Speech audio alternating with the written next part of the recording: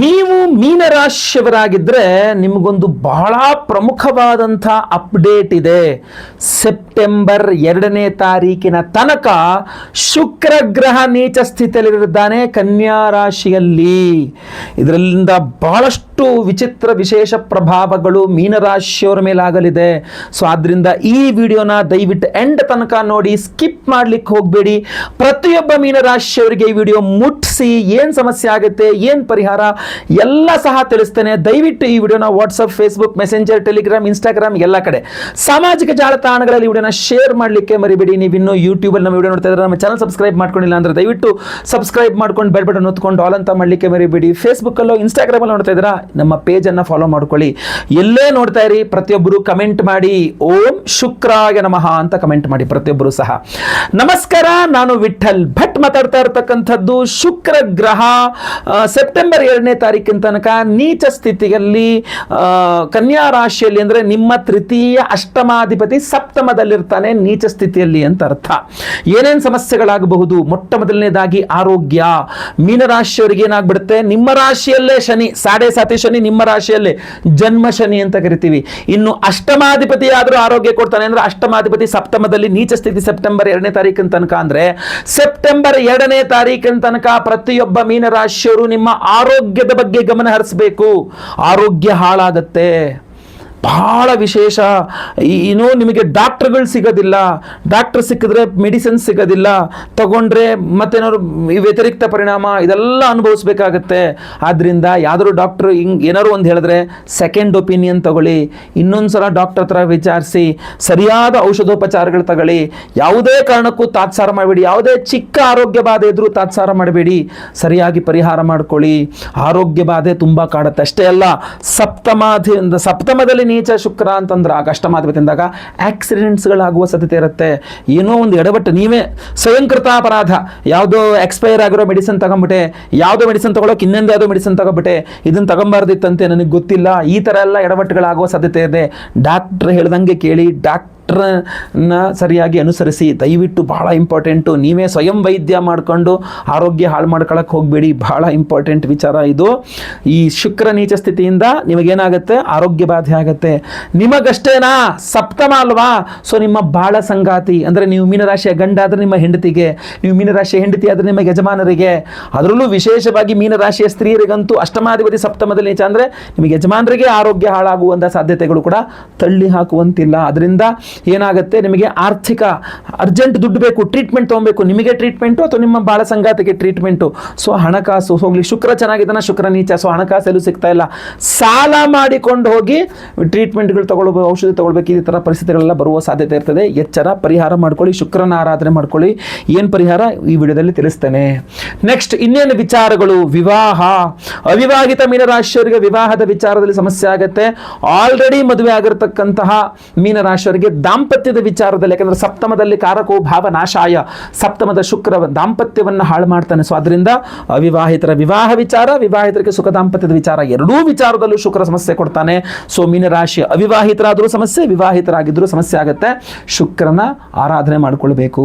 ಇನ್ನೂ ಇಂಪಾರ್ಟೆಂಟ್ ಏನು ಗೊತ್ತಾ, ಮದುವೆ ದಾಂಪತ್ಯ ಈ ಕಡೆ ಇಡಿ, ಸ್ನೇಹಿತರು ಫ್ರೆಂಡ್ಸ್ನಿಂದನೇ ಮೋಸ ಹೋಗುವ ಸಾಧ್ಯತೆ. ಫ್ರೆಂಡ್ಸಿಂದ ಮೋಸ ಹೋಗಲಿಲ್ಲ, ಅವನೇನು ಮೋಸ ಮಾಡಲಿಲ್ಲ, ಬಟ್ ಆದ್ರಿಂದ ಅವನಿಂದಾಗಿ ಅವ್ನು ನಂಬ್ಕೊಂಡು ಹೂಡಿಕೆ ಮಾಡಿದ್ರಿ, ಅವನಿಗೆ ದುಡ್ಡು ಕೊಟ್ರಿ, ಅವನ ಹೇಳದಲ್ಲಿ ಇನ್ವೆಸ್ಟ್ ಮಾಡಿದ್ರಿ, ಏನೋ ಒಟ್ಟ ಅವರ ಸ್ನೇಹಿತರ ಒಂದು ಇದರಲ್ಲಿ ನೀವು ಒಂದಿಷ್ಟು ದುಡ್ಡನ್ನು ಕಳ್ಕೊಳ್ತೀರಾ ಅನ್ನುವಂಥದ್ದು ಸ್ಪಷ್ಟವಾಗಿ ಕಂಡು ಬರ್ತಾ ಇದೆ. ಬಿಸ್ನೆಸ್ ಪಾರ್ಟ್ನರ್ಸ್ ನಂಬ್ಕೊಂಡು ದುಡ್ಡು ಹಾಳು ಮಾಡ್ಕೊಳ್ತೀರಾ. ಪಾರ್ಟ್ನರ್ಶಿಪ್ ಬಿಸ್ನೆಸ್ ಮಾಡ್ತಾ ಇರ್ತಕ್ಕಂಥ ಮೀನರಾಶಿಯವರು ಲಾಸ್ ಅನುಭವಿಸುವ ಸಾಧ್ಯತೆ ಇದೆ. ಅಷ್ಟೇ ಅಲ್ಲ, ಅಣ್ಣ ಅಥವಾ ತಮ್ಮ, ಅಕ್ಕ ಅಥವಾ ತಂಗಿ, ಯಾಕೆಂದರೆ ತೃತೀಯಾಧಿಪತಿ ಸಪ್ತಮದಲ್ಲಿ ನೀಚ. ಸೊ ಅವರಿಗೋಸ್ಕರ ದುಡ್ಡನ್ನು ವೇಸ್ಟ್ ಮಾಡ್ತೀರಾ, ಅಥವಾ ಅವರ ಮೇಲೆ ಅಥವಾ ಅವರಿಗೆ ದುಡ್ಡು ಕೊಟ್ಟು ದುಡ್ಡು ಹಾಳು ಮಾಡ್ಕೊಳ್ತೀರಾ, ಅಥವಾ ಅವರು ನಿಮ್ಮೊಟ್ಟಿಗೆ ಅಥವಾ ನೀವು ಅವರೊಟ್ಟಿಗೆ, ಯಾವುದೋ ಎರಡು ಒಂದೇ. ಸೊ ಜಗಳ ಮನಸ್ತಾಪ ಮಾಡ್ಕೊಂಡು ದೂರ ಆಗ್ತಕ್ಕಂಥ ಸಹೋದರ ದೂರ ಆಗ್ತಕ್ಕಂಥದ್ದು, ಅಕ್ಕನ ಜೊತೆ ಜಗಳ, ತಂಗಿದ ಜಗಳ, ಅಣ್ಣನ ಜೊತೆ ಜಗಳ, ತಮ್ಮನ ಜಗಳ, ಅವರು ಇದು ಮಾಡ್ತಾರೆ. ಅಥವಾ ಅವ್ರಿಗೆ ಏನಾದರೂ ಸ್ವಲ್ಪ ಆರೋಗ್ಯ ಬಾಧೆ, ಮತ್ತೊಂದು ಬಾಧೆ ಆಗ್ತಕ್ಕಂಥದ್ದು, ಅವರು ನಿಮ್ಮಿಂದ ಜಗಳ ಮಾಡಿ ನಿಮ್ಮ ಹತ್ರ ಮಾತು ಬಿಡತಕ್ಕಂಥದ್ದು. ಇದರ ಸೆಪ್ಟೆಂಬರ್ 2ನೇ ತಾರೀಕಿನ ತನಕ ಮೀನರಾಶಿಯವರು ಸಹೋದರರೊಟ್ಟಿಗೆ ಒಂದಿಷ್ಟು ಸಮಸ್ಯೆಗಳನ್ನು ಮಾಡ್ಕೊಳ್ತೀರಾ ಅಂತ ಸ್ಪಷ್ಟವಾಗಿ ಕಂಡು ಬರ್ತಾ ಇದೆ.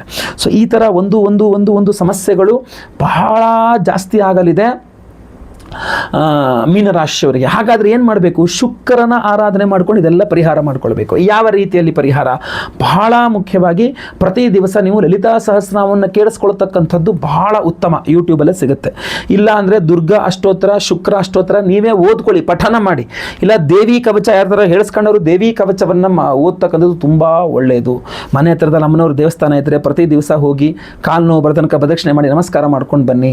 ಅಲ್ಲಿ ಅಭಿಷೇಕ ಮಾಡಿದ ತೀರ್ಥ ಇದ್ದರೆ ತೀರ್ಥ ಕೊಟ್ಟರೆ ಪುರೋಹಿತರು ತೀರ್ಥ ತಗೊಳ್ಳಿ. ಕುಂಕುಮಾರ್ಚನೆ, ಕುಂಕುಮ ಹಣೆಗೆ ಹಚ್ಕೊಳ್ಳಿ, ತುಂಬ ತುಂಬ ಒಳ್ಳೆಯದು. ಇಲ್ಲ ಅಂತಂದರೆ ನೀವೇ ಕುಂಕುಮಾರ್ಚನೆ ಮಾಡಿಸಿ, ತುಂಬ ಒಳ್ಳೆಯದು.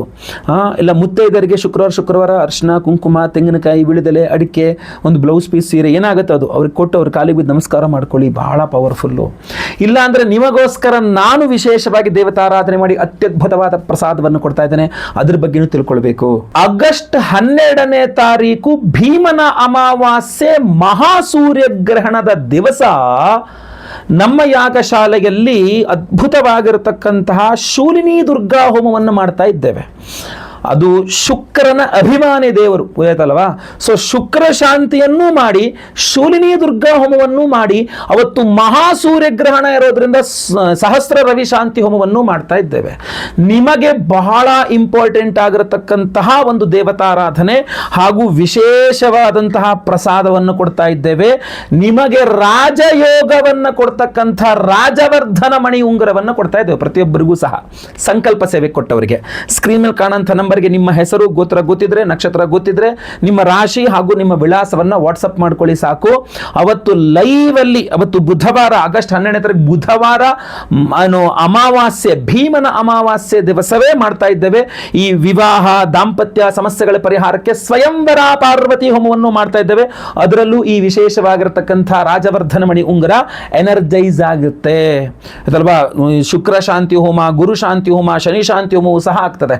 ಸೊ ಈ ವಿಶೇಷವಾಗಿರತಕ್ಕಂಥ ಹೋಮಗಳಲ್ಲಿ ನೀವು ಸಂಕಲ್ಪ ಸೇವೆ ಕೊಟ್ಕೊಂಡ್ರೆ ಅವತ್ತು ಲೈವ್ ಅಲ್ಲಿ ನಿಮ್ಮ ಹೆಸರು ಸಂಕಲ್ಪ ಆಗುತ್ತೆ. ಅವತ್ತು ಸೂರ್ಯ ಗ್ರಹಣನೂ ಇರೋದ್ರಿಂದ ಇಲ್ಲಿ ಆಚರಣೆ ಇಲ್ಲ, ಯಾಕೆಂದ್ರೆ ಇಲ್ಲಿ ಕಾಣಿಸ್ತಾ ಇಲ್ಲ, ಆದರೆ ಅದರ ಪ್ರಭಾವ ಇರುತ್ತೆ. ಸೂರ್ಯಗ್ರಹಣದ ದುಷ್ಪ್ರಭಾವವು ಪರಿಹಾರವಾಗಿ ಶುಭ ಫಲವೂ ನಿಮಗೆ ಚೆನ್ನಾಗಿ ಸಿಗಬೇಕು. ರಾಜವರ್ಧನ ಮಣಿಯ ಉಂಗುರವನ್ನ ಎನರ್ಜೈಸ್ ಮಾಡ್ತಕ್ಕಂಥದ್ದು ಶೂಲಿನಿ ದುರ್ಗಾ ಹೋಮ. ಅದಕ್ಕೆ ನಾನು ಈಗ ಸಿಂಪಲ್ ಪರಿಹಾರದಲ್ಲಿ ಹೇಳಿದ್ದು ದುರ್ಗಾದೇವಿ ಆರಾಧನೆ ಜಾಸ್ತಿ ಮಾಡ್ಕೊಳ್ಳಿ ಶುಕ್ರದೋಷ ಪರಿಹಾರಕ್ಕೆ ಅಂತ. ಸೊ ಶುಕ್ರದೋಷವು ಪರಿಹಾರ ಆಗುತ್ತೆ, ಅಮ್ಮನವರ ಅನುಗ್ರಹ ಸಿಗುತ್ತೆ, ಗ್ರಹಣ ದೋಷವು ಪರಿಹಾರ ಆಗುತ್ತೆ. ವಿಶೇಷವಾಗಿ ರಾಜವರ್ಧನ ಮಣಿ ಉಂಗುರ ರಾಜಯೋಗವನ್ನು ಕೊಡುತ್ತೆ. ಪ್ರತಿಯೊಬ್ಬರೂ ಸಹ ಸಂಕಲ್ಪ ಸೇವೆ ಕೊಟ್ಟ ಪ್ರತಿಯೊಬ್ಬರಿಗೂ ಕೊಡ್ತಾ ಇದ್ದೇವೆ. ಇದೆಲ್ಲರೂ ಸಹ ಧಾರಣೆ ಮಾಡ್ಕೊಳ್ಬಹುದಾಗಿರ್ತದೆ. ಉಂಗುರದ ಬೆರಳಲ್ಲಿ ಧಾರಣೆ ಮಾಡ್ಕೊಳ್ಬಹುದು. ಪ್ರತಿಯೊಬ್ಬರು ಗಂಡಸರು ಹೆಂಗಸರು ಎಲ್ಲರೂ ಸಹ ಧಾರಣೆ ಮಾಡ್ಕೊಳ್ಬಹುದು.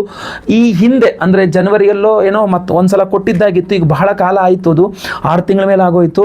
ಸೊ ಅದರಿಂದ 8 ತಿಂಗಳಿಗೆ ಆಗೋಯಿತು. ಸೊ ಈ ಒಂದು ಹಳೆ ಉಂಗುರ ನಿಮ್ಮ ಹತ್ರ ಏನಿದ್ರೆ ಅದನ್ನು ಹರಿಯುವ ನೀರಲ್ಲೆಲ್ಲರೂ ವಿಸರ್ಜನೆ ಮಾಡಿ ಈ ಹೊಸ ಉಂಗುರನ್ನು ಮತ್ತೆ ಸಂಕಲ್ಪ ಸೇವೆ ಕೊಟ್ಕೊಳ್ಬಹುದು, ಅಕಸ್ಮಾತ್ ನಿಮ್ಮಲ್ಲಿ ಇದ್ದರೆ. ಆಯ್ತಲ್ಲ, ಭಾಳಷ್ಟು ಜನ ಫೋನ್ ಮಾಡ್ಕೊಂಡು ನನಗೆ ತಿಳಿಸಿದ್ದಾರೆ, ಮೆಸೇಜ್ಗಳು ಮಾಡಿದ್ದಾರೆ, ತುಂಬ ಚೆನ್ನಾಗಿದೆ, ತುಂಬ ಒಳ್ಳೆಯ ಪ್ರಭಾವ ಆಗಿದೆ ಅಂತ. ಇದು ಲಿಮಿಟೆಡ್ ಆಗಿ ಮತ್ತೆ ಪುನಃ ಮಾಡಿಸಿದ್ದೇನೆ, ಇದು ಮತ್ತೆ ಪುನಃ ನಿಮಗೆ ಕೊಡ್ತಾ ಇದ್ದೇನೆ. ಸಂಕಲ್ಪ ಸೇವೆಗೆ ಹೆಸರು ಕೊಟ್ಕೊಳ್ಳಿ ಸ್ಕ್ರೀನ್ ಮೇಲೆ ಕಾಣುವಂಥ ನಂಬರ್ಗೆ. ಅವತ್ತು ನೀವೇನಾದ್ರು ರಿಜಿಸ್ಟರ್ ಆದರೆ ಅಂದರೆ ನಿಮ್ಮ ಹೆಸರು ನಾನೇ ಲೈವಲ್ಲಿ ಸಂಕಲ್ಪ ಮಾಡ್ತೇನೆ. ನಿಮ್ಮ ಹೆಸರು ಲೈವಲ್ಲಿ ಭೀಮನ ಅಮಾವಾಸ್ಯೆ ದಿವಸ, ಸೂರ್ಯಗ್ರಹಣ ದಿವಸ ಲೈವಲ್ಲಿ ನಿಮ್ಮ ಹೆಸರು ಸಂಕಲ್ಪ ಆಗೋದು ನೀವು ನೋಡ್ಕೊಳ್ಬಹುದು, ಕೇಳಿಸ್ಕೊಳ್ಬಹುದು. ಎಲ್ಲ ಹೋಮದ ಭಸ್ಮ, ಕುಂಕುಮಾರ್ಚನೆ, ಕುಂಕುಮ ಪ್ರಸಾದ ಸಹಿತ ಈ ವಿಶೇಷವಾಗಿರತಕ್ಕಂತಹ ರಾಜವರ್ಧನ ಮಣಿ ಉಂಗುರವನ್ನು ನಿಮಗೆ ನಾನು ಸ್ಪೀಡ್ ಪೋಸ್ಟ್ ಮೂಲಕ ಕಳಿಸ್ಕೊಡ್ತೇನೆ. ಎಲ್ಲರೂ ಆ ಹೋಮದ ಭಸ್ಮ, ಕುಂಕುಮಾರ್ಚನೆ, ಕುಂಕುಮವನ್ನು ಹಣೆಗೆ ಹಚ್ಕೊಳ್ಳಿ. ಈ ರಾಜವರ್ಧನ ಮಣಿ ಉಂಗುರವನ್ನು ನೀವು ಬೆರಳಿನಲ್ಲಿ ಧಾರಣೆ ಮಾಡ್ಕೊಳ್ಬಹುದಾಗಿರ್ತದೆ. ಅಡ್ಜಸ್ಟಬಲ್ಲು, ಏನೂ ತೊಂದರೆ ಇಲ್ಲ, ತುಂಬ ಚೆನ್ನಾಗಿರ್ತದೆ. ಪ್ರತಿಯೊಬ್ಬರು ಸಹ ಧಾರಣೆ ಮಾಡ್ಕೊಳ್ಳಿ. ಸಂಕಲ್ಪ ಸೇವೆಗೆ ಹೆಸರು ಕೊಟ್ಕೊಳ್ಳಿ ಸ್ಕ್ರೀನ್ ಕಾಣೋ ನಂಬರ್ಗೆ. ಬೇಗ ಬೇಗ ನಿಮ್ಮವರ ವಾಟ್ಸಪ್ ಮಾಡ್ಕೊಳ್ಳಿ, ಕರೆ ಮಾಡಿ ವಾಟ್ಸಪ್ ಮಾಡ್ಕೊಳ್ಳಿ. ಬಹಳ ಇಂಪಾರ್ಟೆಂಟ್. ವಾಟ್ಸಪ್ ಮಾಡ್ಕೊಂಡ್ರೆ ನಮ್ಮ ಹತ್ರ ಡಾಟಾ ಇರ್ತದೆ, ನಾವು ನಿಮಗೆ ರಿಪ್ಲೈ ಮಾಡ್ತೇವೆ. ನೀವು ಆರಾಮಾಗಿ ಪೇಮೆಂಟ್ ಮಾಡಿಕೊಂಡು ಸಂಕಲ್ಪ ಸೇವೆಗೆ ಹೆಸರು ಕೊಟ್ಕೊಳ್ಬಹುದು. ಒಳ್ಳೆಯದಾಗಲಿ. ಈ ಇಂಪಾರ್ಟೆಂಟ್ ವಿಡಿಯೋನ ಪ್ರತಿಯೊಬ್ಬರಿಗೂ ರೀಚ್ ಆಗೋ ಥರ ದಯವಿಟ್ಟು WhatsApp, Facebook, messenger, Telegram, Instagram ಎಲ್ಲ ಕಡೆ ಸಾಮಾಜಿಕ ಜಾಲತಾಣಗಳಲ್ಲಿ ವಿಡಿಯೋನ ಶೇರ್ ಮಾಡಲಿಕ್ಕೆ ಮರಿಬೇಡಿ. ನೀವು ಇನ್ನೂ ನಮ್ಮ ಚಾನಲ್ ಸಬ್ಸ್ಕ್ರೈಬ್ ಮಾಡ್ಕೊಂಡಿಲ್ಲ, ಯೂಟ್ಯೂಬ್ ನೋಡ್ತಾರೆ, ನಮ್ಮ ಚಾನಲ್ ಸಬ್ಸ್ಕ್ರೈಬ್ ಮಾಡ್ಕೊಂಡು ಬೆಲ್ಬಟನ್ ಅಂತ ಮಾಡಲಿಕ್ಕೆ ಮರಿಬೇಡಿ. ಫೇಸ್ಬುಕ್ಕಲ್ಲೋ ಇನ್ಸ್ಟಾಗ್ರಾಮಲ್ಲೋ ಈ ನಮ್ಮ ವಿಡಿಯೋ ನೋಡ್ತಾ ಇದ್ದಾರೆ ಅಂದರೆ ದಯವಿಟ್ಟು ನಮ್ಮ ಪೇಜನ್ನು ಫಾಲೋ ಮಾಡಲಿಕ್ಕೆ ದಯವಿಟ್ಟು ಮರಿಬೇಡಿ. ಏನಾದರೂ ವಿಶೇಷ ಪ್ರಶ್ನೆಗಳಿದ್ದರೆ ಕಮೆಂಟ್ ಮಾಡಿ, ನಾನು ಕಮೆಂಟ್ಸ್ನ ಓದ್ತಾ ಇರ್ತೇನೆ. ಒಳ್ಳೆಯದಾಗಲಿ. ಮುಂದಿನದಲ್ಲಿ ಮತ್ತೆ ಪುನಃ ನಿಮ್ಮನ್ನು ಭೇಟಿ ಮಾಡ್ತೇನೆ. ಲೋಕ ಸಮಸ್ತ ಸುಖಿನೋ ಭವಂತು. ನಾರಾಯಣ ನಾರಾಯಣ ನಾರಾಯಣ.